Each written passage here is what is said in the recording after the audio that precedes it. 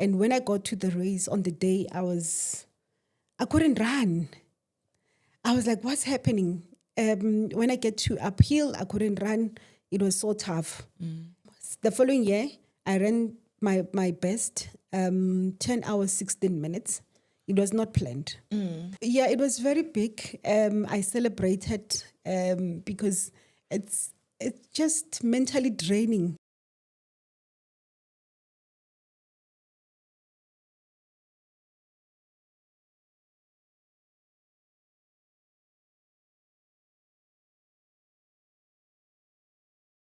Welcome to From the Start Line with Lalumbe. I'm your host, Lalumbe, and this is a podcast where we talk about all things endurance sports, exciting, begezelling vibes within the sports space.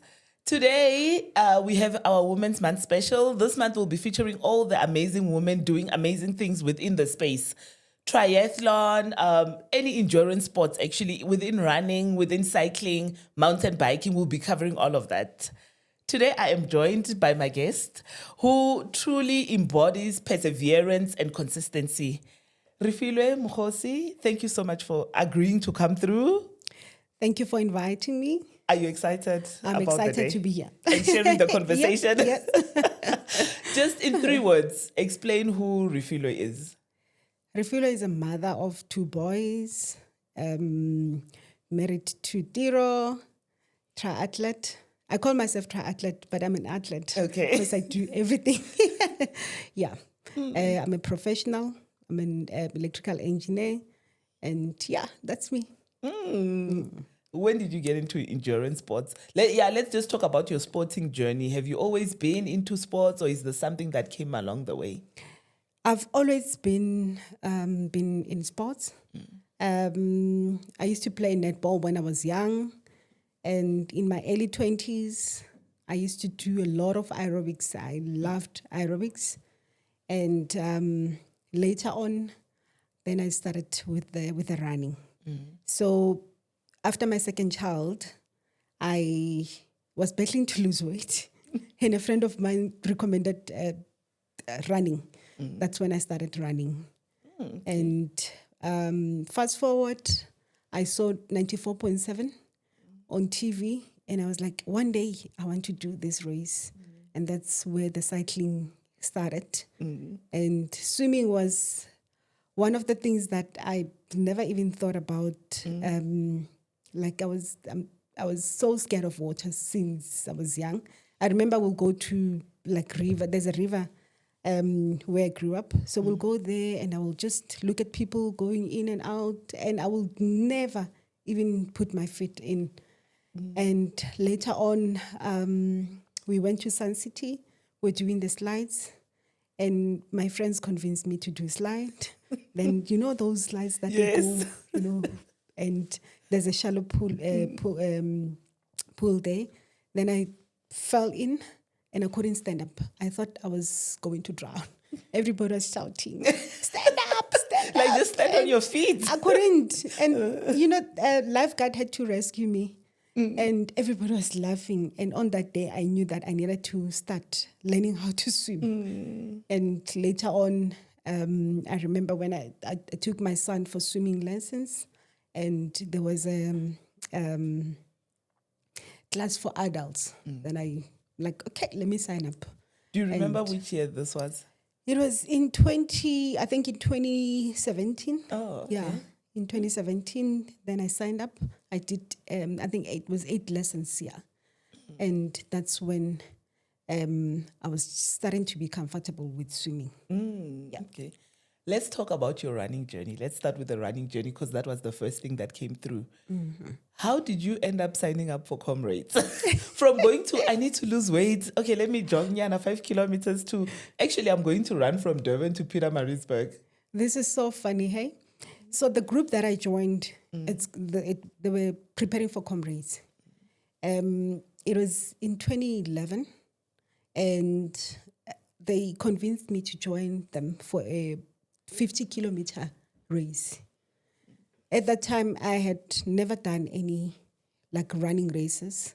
I remember before that race, I ran 21. And it was in November, we went for that race. It was city to city, from Pretoria to Joburg. And I was like, okay, let me go for it. I ran up to 25. I got to 25, I was finished. I was dead. I was like, I can't take this anymore. I sat down. I didn't have a phone or money or anything. I was sitting there. And as I was sitting there, there was this huge buzz. There's a guy, late Jafta, they were singing, Woza CC, join us, singing and I'm sitting there, I'm like, you know what, I don't have money, I don't have phone. I need to get to my car. I need to get to my car. And I joined them. And fast forward, we got to finish. And my friends were like, oh, you did an ultra marathon. You can do Comrades. When you do Comrades, Comrades is 80 something. So you ran up to 50, you can do Comrades. I'm like, yeah, no, they are right. I can run Comrades. Did you feel strong after that run? No. At 50, you were finished? I was finished. I think it took me 2 weeks to recover. I was like walking, holding on to everything I could. Yeah, so 2012, then I signed up for Comrades. But the plan was literally to run up to 60. Oh, okay. I was like, okay, I'm just going to try and see. I remember on the day, they said to me, if there's 3 buses for sub 12, if these 3 buses passes you, just know that you won't finish. You're not going to make it. You're not going to make it. Bus 1 passed me, second, third. And I'm like, yeah, that's it. It means I'm not going to make it. I got to 60 and I'm like, you know what? Let me just walk a bit and see if, I'll see where I will end. And I got to 75. I could start running again. I ran and I finished. Oh, which one was it? Was the up my or first the down? one. It was the down. Oh, okay. It was my first. I got there 12 hours, 52 minutes. 12 hours or 11 hours? 11 hours. 11 hours. Oh. 11 hours, 52 minutes. Oh, nice. And I was like so surprised because I knew that I'm not going to finish. All the buses, sub 12 buses passed me. So, yeah. Did you pass any of the buses along the way? No, I did not. They finished okay. before me. Oh, They finished before me. So that's how we started. And then I started going back year after year until I got my green number. Yes, let's see the green number. Ba, ba, ba, ba. So this is the green number? This is the green number, yeah. How many have you done to date? I've done 12. 12? Yeah. And was it every year or did you take a pause somewhere? Year. It was every year. And, runners, they're like, no, now you've got a green number. You have to run with the green numbers. And I went for the 11. And they're like, no, you have to do up and down with the green number. I'm like, okay. Then so you did one up, one down. Yeah. Any more comrades coming along or are we retiring? I'm not too sure, hey? I'm thinking of signing up for next year. The 100th? This year I did not run, Comrades. And it was just so tough watching people running, wishing. And it was my first year after 12 years. Probably next year because they're celebrating their 100th. Yes. I think I'm going to sign up for the last time. Probably. That's going to be fun though. Okay. So what was your most memorable Comrades? Do you remember? The one where you're like, wow, that year I had so much fun and I loved it. It was the year where I did my best. So maybe before that, I trained so hard because I wanted to run sub 10. I trained very hard. I went to camps and so forth. And when I got to the race on the day, I couldn't run. I was like, what's happening? When I get to uphill, I couldn't run. It was so tough. And I was like, what's happening?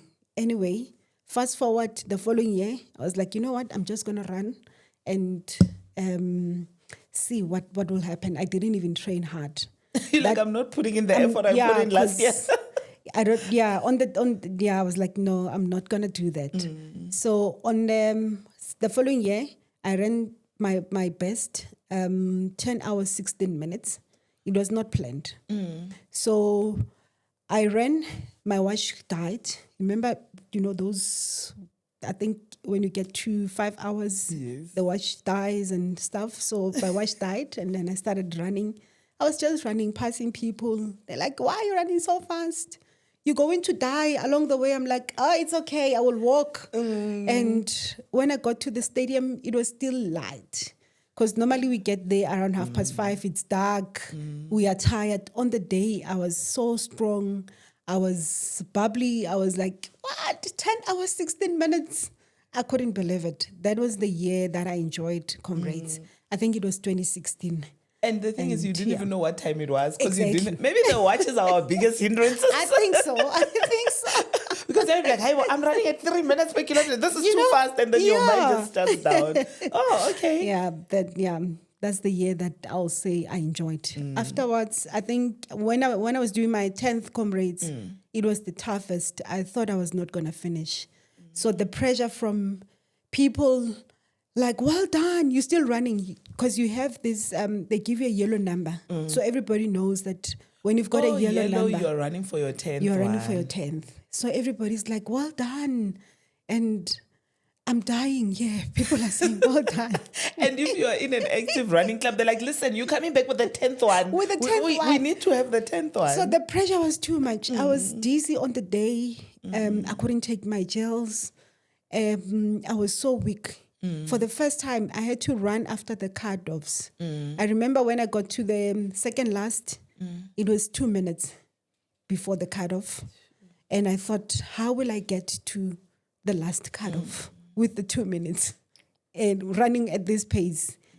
As I was walking, there's this lady who's supporting, and she's like, Fifi, you know what? You're going to have to run if you want to make it. From now on, you have to run until you get to cut-off. I think it was about 9 Ks or so. You know, I ran that day. As I was coming, they were pulling the gates. And I was like, okay, I have to run fast. Immediately when I passed, and then they were closing. So like few minutes, like few not even minutes, few seconds. And I was like, wow. And it's the year where I think they made a mistake with the cut-offs. Because, oh, yes. I remember that year. Yeah. So we still had a lot of time. Like I could walk to the finish. But anyway, I finished. The following year, when I was doing my 11th, I was miserable. And when I was doing my 12th, I was miserable as well. So when I did my 12th, a weekend before, I did 70.3 Durban, yes. and I did the Comrades. So it was just too tough. So I had to finish because I was like, you know what? The plan was to do 70.3 and Comrades, so I have to finish no matter what. So that's when I said, you know what? I need a break from running. Because at the same time, you then had your triathlon journey, which we'll get into in a bit. So I think what I love about your story is there was no DNFs in the whole Comrades journey. Even if sometimes you were multiple. Did you have a DNF in Comrades? No. Oh, okay. Only on 2 oceans. Okay, no, that's jumping straight into 2 oceans. When did you start? When did you have your first 2 ocean race? Same year, 2012, when I started the Comrades. So that year, it was a DNF. I was still new, very new in running. So I didn't even know that there's cut-offs at that time and so forth. I remember when I got to close to 42, I was just walking, and there's a guy who came. He's like, Sissy, you're still walking. There's a cut-off. They're going to cut you off. I'm like, oh, no. If they cut me off, I'm still strong. I will just walk to finish. He's like, you know what? I don't have time to explain. There's a bailer bus involved here. Yeah. You don't walk anywhere. He just grabbed me and he ran with me. And I'm like, this guy, wow.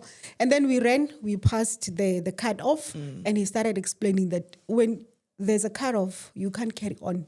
You go into a bailer bus, they take you to finish. So I was like, okay, thank you. And he left. But he did not tell me that there's a cut-off at the finish. Oh, that there's still another cutoff. Another you're cutoff. thinking, oh, I'm like, we okay, fine now. I'm We've fine passed now. the worst. Let me Okay. just, run, walk. Then I got to finish 7 hours, 15 minutes. So the cutoff for 2 oceans is 7 hours. So yeah, that was my DNF, and that's how I learned about the cutoffs. And how did you end up getting to the 10th?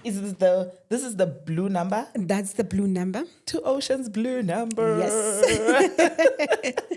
So it's 10. You have to do 10 as well, and you get your blue number. So I did 11 2 oceans. I completed 11 with 1 DNF. Oh, okay. Yeah. So I went as well year after year, and with when you're an experienced runner, the cutoffs. Yes. So when I did my 11th or my 10th, I can't remember which one of them, I knew that I did not train on the year, and I had to chase the cutoffs. So I was running after the cutoff 1, cutoff 2 but I knew that I'm going to finish because I was experienced. I know how to, I knew how to pace myself and so forth. Yeah. Okay. Yeah. And when was your last 2 ocean race? It was last year. Last year? Yeah. And this year? This year I did not do it. Instead, I opted to do Berlin Marathon. Oh, okay. Yeah. How was that experience? It was very nice, considering that a week before I did Berlin 70.3 Ironman, and the following week I did Berlin. Whoa. So, yeah. So when you plan your travel, do you usually plan, okay, you say I'm going to do Berlin Ironman 70.3. Do you then look what other races are around, or was that just coincidence to say, let me just sign up, I might as well? For this one, I planned. Yeah, I planned. I noticed that a week before there is 70.3, and the following week there is Berlin Marathon. I'm like, why not? I've done 70.3 Durban and Comrades. Why don't I just try both of them? Then, yeah, yes. Yeah. And when the time that you got your green number and your blue number, is there some sort of sense of achievement, or is it one of those anti-climax where you're like, oh, okay. Did you celebrate? Did you have the green number, blue number cake like some people do? How big of a deal was it to you? It was very big. I celebrated because it's just mentally draining, training and so forth. When you prepare for Comrades, your life literally, it's about running. Everything that you do, every weekend, you leave home. Kids are like, Mommy, where are you going? I'm going to run. I'll see you when I come back. So I had to celebrate. So we had a celebration with my friends and family, and yeah. That's great. For both of them, yeah, I did celebrate. For both. Oh, that's good. Yeah. So you feel like I've achieved. Yeah, you're like, no, I've arrived. I'm a legend now. These things need to be put in our CVs. By the way, in addition, when I say I'm a consistent person, this is what I mean. Exactly. When I say I work well under pressure. Okay, and now the cycling. Which year did you? So you started with the running, and which year did you get into cycling? 2016. So 2016, early 2016, I saw 94.7 on TV. And I was like, I'm going to cycle. I'm going to sign up for this race. Did you know how to ride a bike? I knew how to ride a bike. So when I was young, in my teens, I used to go to church in youth. It was very far. It was about probably 8 kilometers or so. So my mother bought me a bike. So I knew Saturday I will ride to church, Sunday as well. So I was known as that girl with the bike, And it has stick, Jay. You still that girl with the bike and swimming and running now. Yeah. So I was using it for that until probably I was 16 or so. And that was it. Then 2016, that's when I was like, I'm going to do this race. So I registered for a race. I did not have a bike then. I remember the first thing that I bought, it was the helmet And I bought myself cycling shorts, and I was like, I'm going to buy myself a bike. I'm doing this race.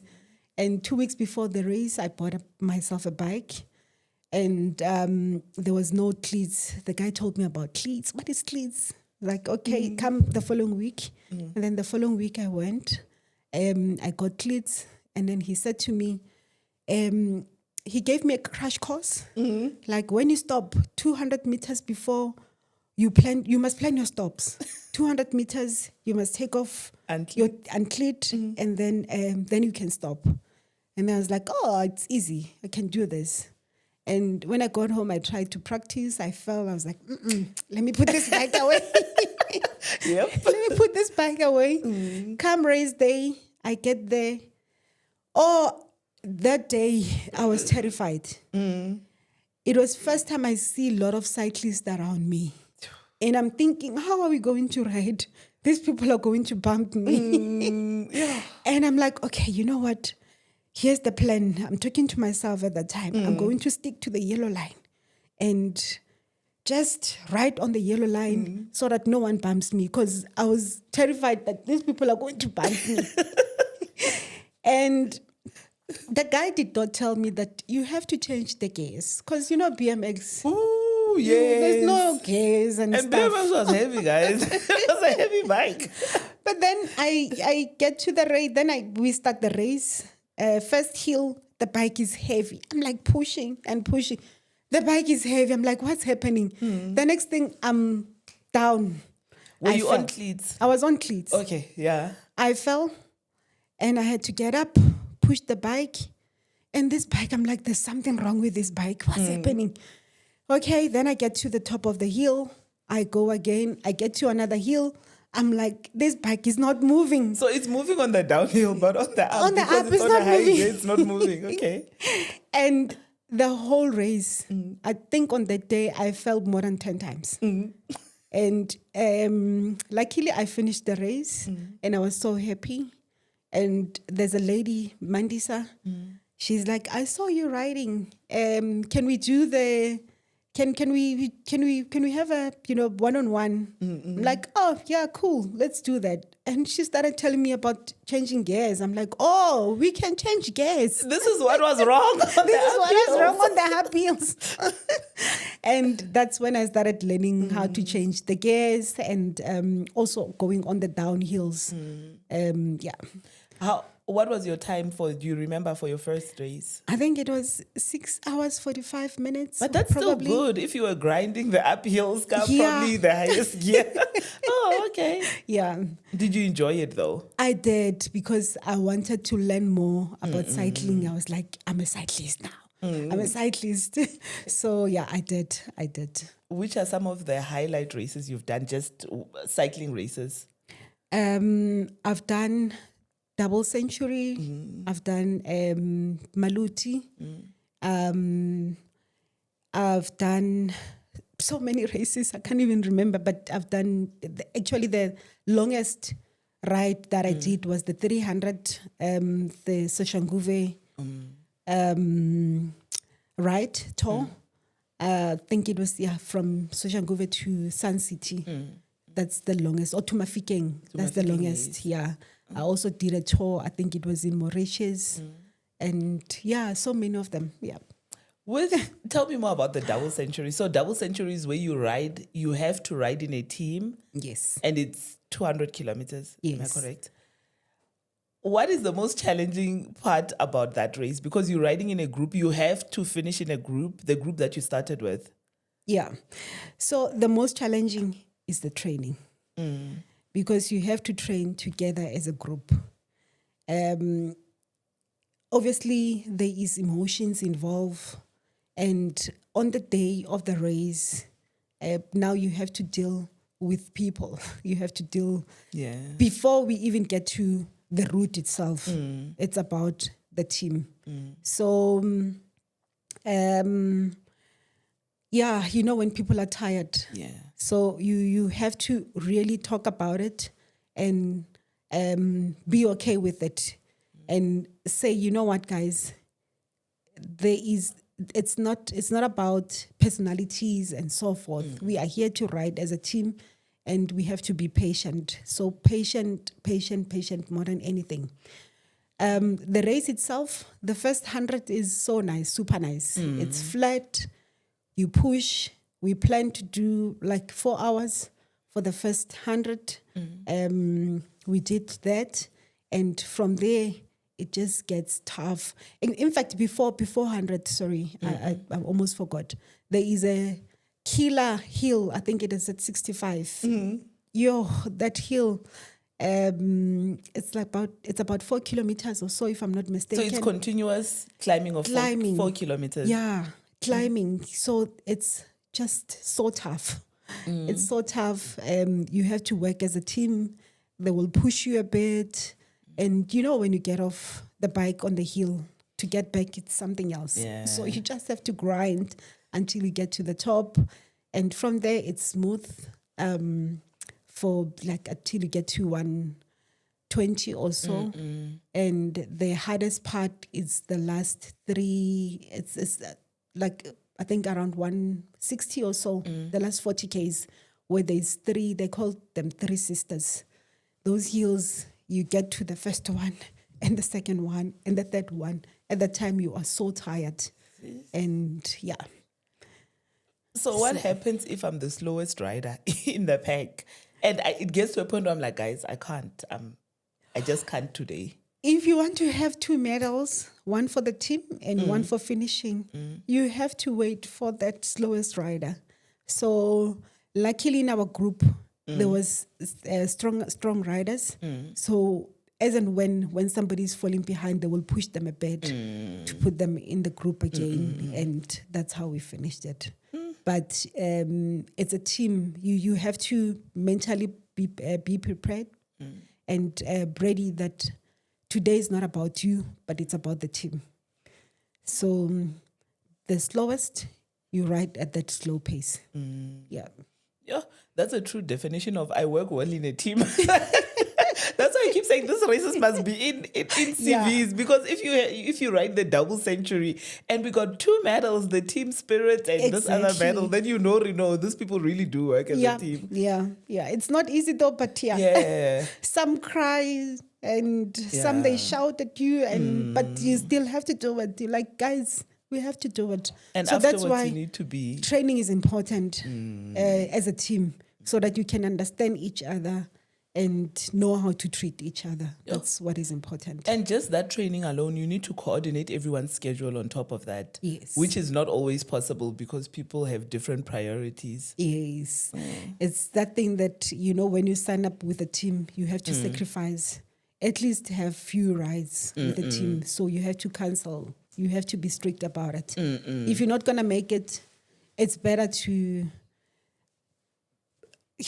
not be part of the team, because if you're not going to join them, it's just going to be, you're going to pull everyone down. Because now everyone is putting in effort and you slacking. So you literally need to have a pep talk with yourself. Exactly. Or am I in or not? Luckily for us, it was the same team that did Maluti. So we did Maluti first, and then we did double century. So at least at that time we knew each other and we could handle each other. Okay. On to the swimming. Did the swimming start? You said you started the lessons when you took your son in. You got into the adult lessons. Yeah. How did that start? How did that get you to? Maybe I can do this as a competitive thing. So after doing the 8 weeks lessons, I could go into the pool, and I was like, now I'm comfortable. The small pools, you feel like, you know what, I can swim from here to there. Like, you feel like, you know what, I'm a swimmer. Yes, I'm ready to get medals. So a friend of mine told me about 5150. That was in 2018. That, you know what, there's a race, Ironman 5115 Bela. That race, it's doable. It's 1.5 deep. You can stand and so forth. I'm like, wow, okay, let me go try that race.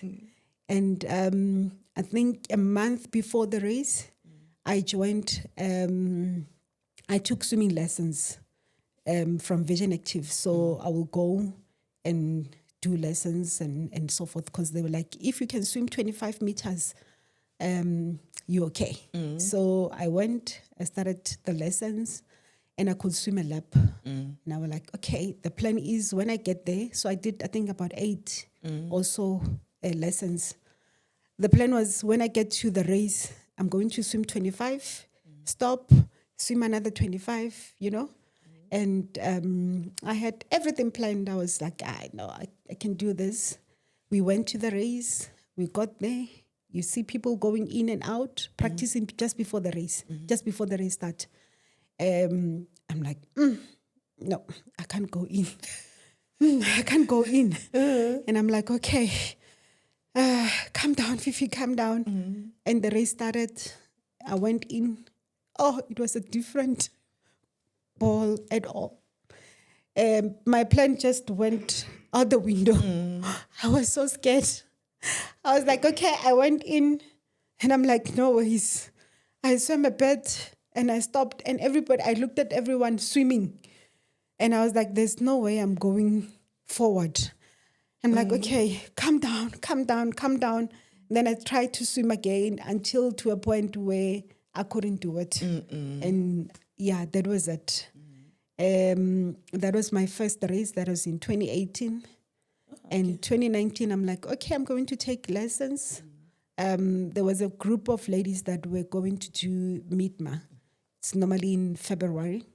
So they invited me at Imarentia, and I went there.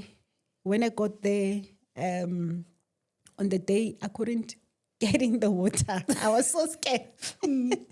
I was so scared. I was like, there's no way I'm going in here. And I asked them, can I stand? No, you can't stand. I'm like, no ways. There's no way I'm getting in. And sorry, before, on your first one, had you done open waters before? No. Okay. But you were comfortable because you could stand in the water? Yeah. Okay. I was comfortable because at the pool, at the gym pool, it's like 1.5. So I could swim to 25 and stop. So I was like, that's what I'm going to do when I get I'll there. do 25s, 25s. 25s. Yeah. Okay. Yeah. All right. And then from there, we carry on swimming. Midma, how was the Midma, your first Midma experience? No, I was not doing Midma. Oh, okay. I wanted to do Ironman. So that's when I met Sbu, my coach. So on the day, let me just take you back a bit. On the day, he's like, you know what? You can swim 25 in the pool, right? So I'm going to stop 10 meters from the shallow side. You swim to me and then you turn back. And I was like, okay, let me try that. I went in and I went back. And then the following week, he said to me, I'm going to use the safety buoy. So we're going to count breathing. You're going to breathe 5 times. I'm going to give you the buoy and you're going to hold on to it. And then we went in. So we started with 5. So we'll do 5.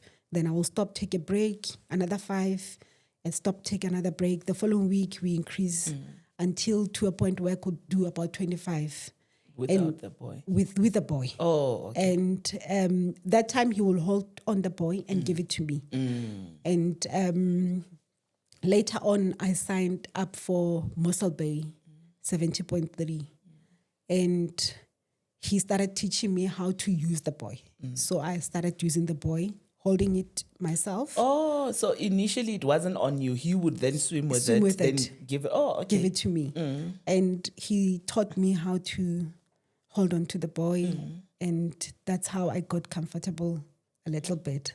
So that was the journey preparing to do the 70.3 Mossel Bay. Which year was this? It was in 2023. But then later on, I got to learn that you can't use the buoy. In the race. In the race. Now, I had to learn how to stop without the buoy, because there was no way I'm going to swim 1.9 kilometers without stopping. Yeah. At that time, I knew that I'm not going to finish the race because you've got to finish the race within 1 hour 10 minutes. So I would swim 1 hour 25 minutes for 2 kilometers or even more. So I was like in between. Should I cancel the race? Should I go? Should I not? And one friend of mine said, you know what, just go and try, you'll see. So 2023, that was my first 70.3. And it was my first ocean swim. That's where I met Tracy a day before the race. Tracy from Tribes. From Tribes, yeah. And with Illinois. On the day they were practicing the swim, Topsy was the member, so I just met them at that time. So Eleanor said, you know what, I'm going to go with you. So we go in, everybody goes, then I'm like, I'm going back, there's no way. And Eleanor was like, no, let's go. She was next to me, she swam with me, and she made me comfortable. And I was like, okay, now I think I can do it, probably. And after, when we were done on the day, Tracy said to me, Refilwe, I want you to swim alone. I'm like, alone? I'm not sure. She's like, you're going to go to that buoy. I think it was 100 meters in the ocean. You're going to go to that buoy, make a turn, and come back. Oh, that day, I was like, oh, I'm going to die here. I think that was my first swim ever. I swam to that buoy, and I came back. And she's like, you're good to go tomorrow. I think she was worried as well. To be like, are we going to make it or get pulled out of this one? She was worried as well. And she's like, you're good to go. Come the race day, I went in. The plan was, I'm going to swim probably 200 and look for the lifeguards, hold on to the boat. Yes. That was the plan. But we go in, there's a whole lot of swimmers. I don't see, I'm like checking, I can't see the lifeguards. I get to about 600. I started panicking. There is no lifeguard, hey? Really? I'm by myself there. And I'm like, here, I'm dying. Okay, I either go back or I go forward. And I started telling myself, Fifi, you're going to have to save yourself. Yes. There's no one to save you here. Just keep on swimming. I started swimming, and I think about when I got to 900, I saw a lifeguard. I went straight to that lifeguard. And the guy was like, no, you're swimming the wrong way. I'm like, I'm coming to you. I went straight to that lifeguard. I stopped, and he was like, are you okay? I'm like, just give me a moment. I started praying, started talking to myself, Fifi, you can do this. You can do this. Oh, it was a tough day, hey? I thought I'm dying. I don't know. I swallowed water on the day. It was so tough. And now it's not like your normal pool water. Now it's like salty water. Exactly, you know? And the guy said, keep on going. I'm going to be next to you. I'm going to swim with you. He was next to me, but I still couldn't swim forward. Every time I swam, I was like, I couldn't breathe. And I had to give up. They took me to a medical tent. Water went into my lungs. I couldn't breathe. They had to put oxygen. And they're like, it's going to take you 3 days for the water to clear on your lungs. And yeah, that was the end of it. But I was happy, actually. I was happy because I went into the ocean and I swam 900 by myself. Yeah. So that was an achievement for me. Yeah. That was an achievement. So you didn't have any moments where you're like, actually, I am not doing this again. I don't want to cross over to my ancestors prematurely. No. In fact, I was now even more motivated to go back. 2024, I went back and I was so confident. I knew that I'm going to swim and finish and go into a bike and run. I was so confident. I swam so well on the year that year. Like there was no issues. I can't complain. But when I finished, when I looked at my watch, I was 1 hour 14 minutes. Remember, cutoff is 1 hour 10 minutes. 10 minutes, yeah. Oh, that was heartbreaking. because I thought I got this. Yeah, and you were feeling strong coming out, I'm sure. I was feeling strong. I could walk. Yeah, but I get to the race organizers. They're like, 4 minutes, you can't carry on. I'm like, it's only 4 minutes. I can make it up on the bike. They're like, no, you can't carry on. And that was it. And I was very hurt. I was so hurt because I had prepared myself. I knew I'm going to make it. And on the day, I decided to look for another race. And I was like, I'm not going to wait for another 12 months. Because what am I supposed to do with all this fitness now? I need to do another race. And luckily, there was a 70.3 New Zealand. It was in March. Yeah, I think it was in March 2025. Then I signed up for that one. And I went for it. And how was that experience? And on the day, everything was just so smooth. I swam so nice. I did 52 minutes swim. I was on the bike for 3 hours, 90 kilometers for 3 hours, I think 20 minutes. And I ran and I finished the race. I crossed the finish line. How did it feel getting on the red carpet? I was so happy. I was so happy. Funny, I did not tell anyone because I was depressed. I think I was depressed. Yes. I was like, I need to do this by myself. I did not tell any of my coach. Swu didn't know. Tracy didn't know. My friends didn't know. Only family knew about it. I was like, this is me and myself. I need to do this. I prayed so much a day before that, I need to finish this race because I was so hurt. I was so hurt. And what I've noticed is that most of the people that struggle with a certain race, people normally say, I disappointed people. And I'm like, no, not really. But everyone just feels that sense of disappointment in themselves because of the training, like you're saying. Yeah. So, in fact, you're right. Also the pressure. People see you training. They're like, why is she keeping on hurting herself? Why is she doing this? Yes. People will talk, will say things like, she can't swim. Why is she going for it? And mind you, before that, I did Rwanda. This is the Rwanda. Oh, yes. Yeah. Nice. I did Rwanda, but I did not finish. But the issue was not the swim. On the day I finished the swim, but the bike was tough. Oh. I couldn't finish the bike. Is it rolling hills? It's rolling hills and they are heavy. So, yeah. Okay. It's 6 laps. So the hills were bad. Like when they say Rwanda is a country of hills, 1,000 hills. You found out on that route? Yeah, I did. Okay. I did. So the Rwanda as well didn't go well. So you can imagine how I was feeling. So when I signed up for New Zealand, I was like, I'm telling no one. I'm going to do this race by myself. I have to do it for me and feel good about it. So, yeah. How did you break it to the coaches afterwards that, hey, by the way, I just finished. I'm in a different country. This is what happened.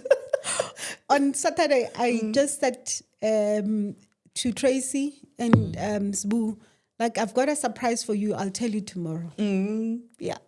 Oh, nice. And the following day, I was like, here's the surprise. Yeah. Which one is it? Which one is the New Zealand medal? It's the red one. Yeah, this one? The red one. This red. Oh, yeah. This one. I was like, I've got the medal. Yeah. Oh, beautiful. Beautiful. Yeah. And yeah, I think 2025 was my year. That's when I did also 70.3 Durban. And I also did the Berlin. Yeah. So it was a very sports-focused, yeah. I completed my 3 70.3s. Yeah. And how did that feel when you... I felt so good, hey? I felt so good. And I was like, I am so ready now for the full Ironman. I am so ready for full Ironman. And jumping into the full Ironman, when did you decide, okay, I can try the full Ironman. Let's see how it goes. So... Firstly, I attempted 2025. So I always like trying things. Even if I know I'm not ready, I always go for it. Which one did you try in 2025? 25, the full Ironman. Okay, in South Africa. In South Africa. Okay. And I knew that I'm not sure about it, but I'm just gonna go. And I went in. I think it was a rough day. The swim was rough on the day, so there were swells and the waves. I couldn't carry on. I couldn't turn even. I tried swimming, following the route, but the water kept on pushing me away, and I had to stop. I had to you know what? That's it. And 2026 this year, where I thought I've got this. I'm ready. I trained for it. I did a lot of ocean swims before. I went to PE, I think 2 times. I went to Durban 2 times. Only this year, just before the race, preparing for the race. I was like, I'm going to train for it. I'm going to make it. And on the day, things didn't go as planned.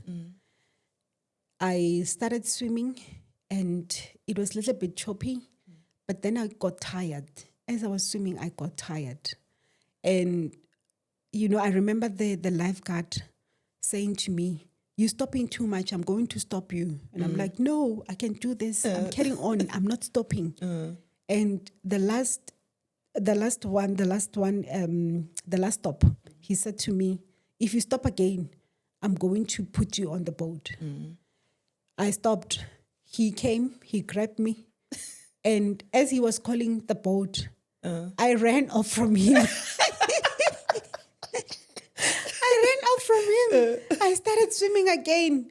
But later on, I think about 200, I had to stop again. You were I was still so feeling tired and I couldn't breathe. And I ended up in the medical tent. And the doctor was like, "You know what? If you had carried on, you would maybe passed out or something."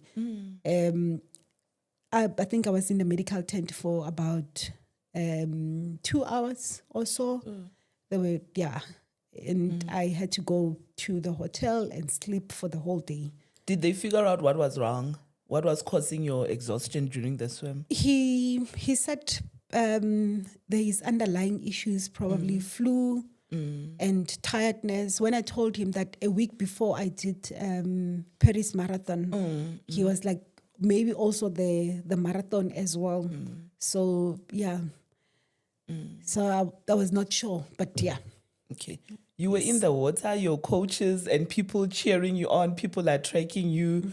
Did they know that you got pulled out? Because on the swim, it's difficult to track how far the person is. The only time that we know that you're okay is when you come out and go in for the second lap.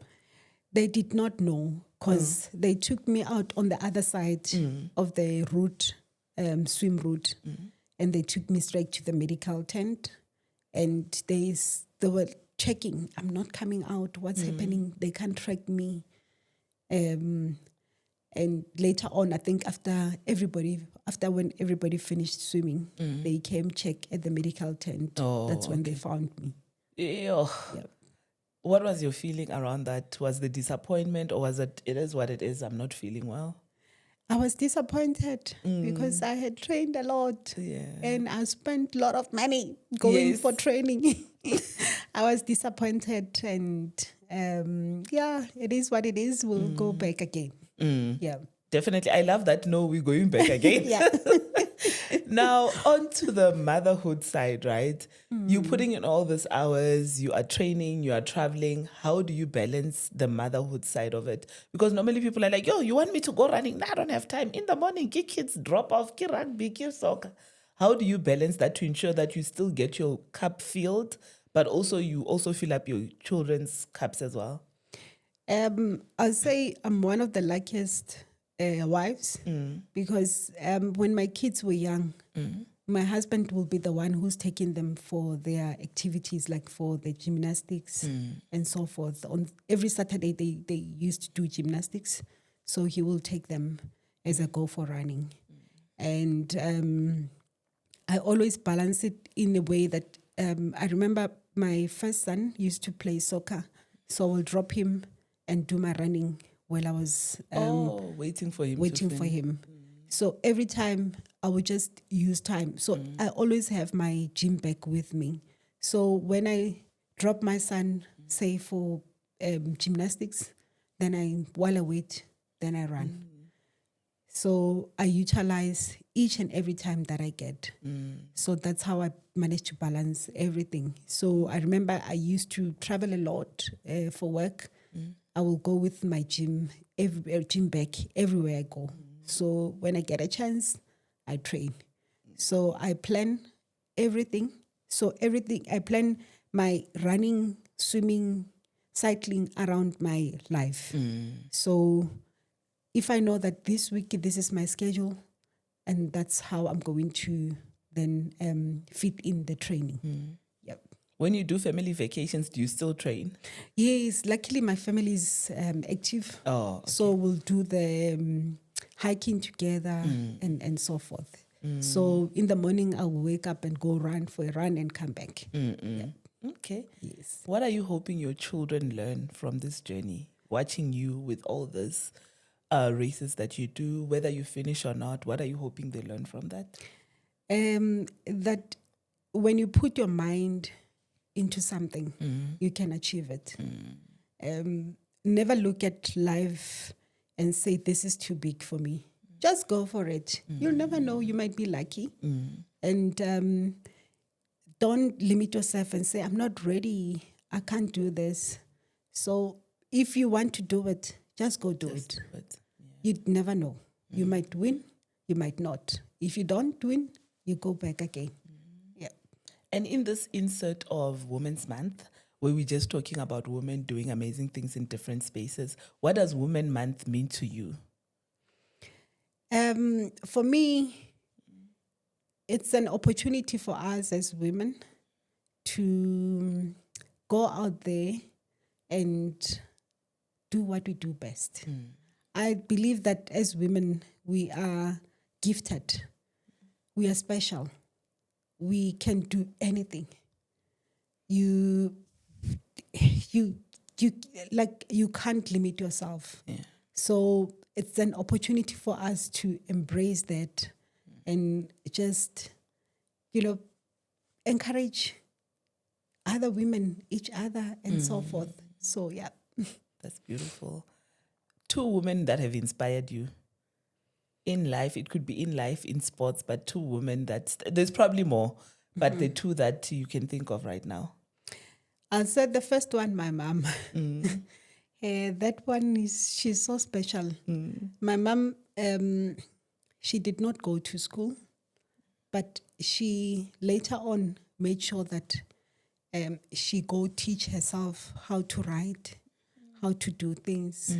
And she will always say, if you've got 2 hands, you've got a mind, mouth, you can't go hungry. Yeah. She will go do anything. She's a businesswoman, and she just know how to do things. She's got strategy. She sells vegetables and so forth. And she was like, you know what? First day, when we come from the market, we have to sell as much as we can. Second day, because of the vegetables are not that fresh, we have to do special. Oh. And the third day, so she's got so many strategies. If something does not work out, she goes on and do something different. Lately, she sells even building stuff. And I'm like, how did you get here now? Like, she always look for opportunity. She will look what are the needs, what do people need, and then she will provide that. She one day she's like, no, I now supply vegetables to these spaza shops, because a lot of spaza shops don't have the people don't have cars, so she will go stock and then sell to them. And I'm like, and I'm like, oh, what about you? She's like, no, people buy from the Pakistan shops and so forth. So I saw an opportunity that now people don't come to us, so I'm going to supply them. I'm going to supply the ones they go to. So she always has strategy. She see opportunities that people don't see, and she utilize them. So she's always encouraging me so much. I look at her and I'm like, this woman, wow, yeah. So I think my mother. Oh, I love that. I love that. Yeah, no. Now you have no reason to quit Ironman because you're like, if it doesn't work, we come with another strategy. Exactly. We pivot until we get it right. Until we get it right. Okay. Yeah. In sports or in Ironman, in triathlon, in endurance sports, how important is it for experienced women to mentor and guide newcomers? Do you think that's something that we need to practice more as women for other women, almost like paying it forward? Yes, I think so. My second open water swim, it was Joburg Ultra in Cradle. That day, I was alone sitting there, and the announcer was like, you know what, today, no boy, no wetsuit because it's too hot. And I was sitting there worried that, you know what, Sbu taught me how to swim with a boy. I know I'm going to swim certain distance, hold on the boy, and then go forward. Now they're telling me I can't swim with my boy. And this woman came to me. Her name is Debbie. I don't know her. She saw me sitting there worried. She's like, what's wrong? You look so worried. I'm like, I'm worried because I can't swim without a boy or wetsuit.